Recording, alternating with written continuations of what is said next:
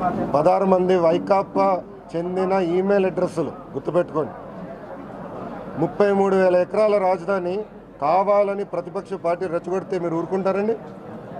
నాకు అర్థమవుదు. ఎందుకు అడ్డం పడతారు రాజధానికి? మొదటిసారండి భూములు తగలబెడతారు, పంటలు తగలబెడతారు. ఇప్పుడు కూడా బుద్ధి రాలేదు.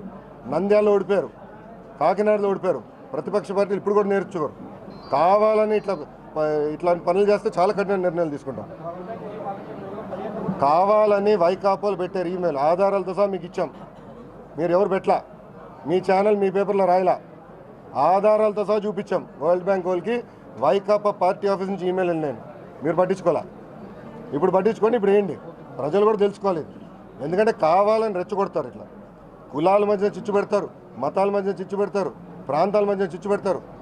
35,000 ఎకరాలు స్వచ్ఛందంగా వచ్చినప్పుడు 1,600 ఎకరాలు సమస్య ఉన్నప్పుడు ఇంకా ల్యాండ్ ఎక్విజిషన్ వెళ్తారు. అంటే ఆంధ్ర రాష్ట్ర రాజధాని ఆగిపోవాలండి వీళ్ళ కోరిక అది.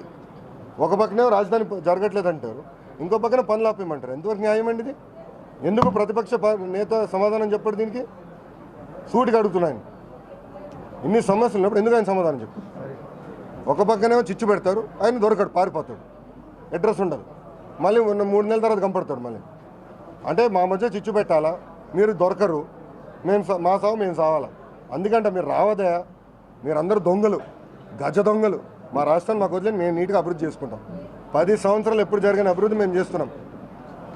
50 ఆంధ్ర రాష్ట్రంలో నాకు తెలుసు 2014 ఒక్క సెల్ ఫోన్ తయారవ్వాలి. ఈరోజు భారతదేశంలో 10 ఫోన్లు తయారవుతే 2 ఫోన్లు ఆంధ్ర రాష్ట్రం నుంచి వస్తున్నాయి. వీళ్ళ మాట ఏంటి అది కూడా రానివ్వరు. పట్టిసీమ వ్యతిరేకించారు, హంద్రినివార్ వ్యతిరేకించారు, జిఎన్ఎస్ఎస్ వ్యతిరేకించారు, అనంతపూర్ భోగాపురం వ్యతిరేకించారు, ఇంకో పక్కన పోలవరం వ్యతిరేకిస్తారు. కియా మోటార్స్ తమిళనాడుతో పోరాడి కియా మోటార్స్ తీసుకొస్తే అక్కడ వాళ్ళ సొంత ఇన్ఛార్జ్ వెళ్ళి రైతులు రెచ్చగొడతాడు భూములు ఇవ్వదని. రైతులు చీపో అని తిట్టి భూములు ఇచ్చారు. ఎందుకంటే చేస్తారండి? ఎంతమంది పొట్టుకొడతారు మీరు? మీకు దొంగ పేపర్ దొంగ ఛానల్ ఉంది, ఇష్టారాజ్యంగా రాస్తాం, న్యాయమేనా? ఎందుకు మీరు ప్రజల్ని ఇట్లా ఇబ్బంది పెడతారు? నేను సూటిగా అడుగుతున్నా, సమాధానం చెప్పాల్సి వస్తుంది.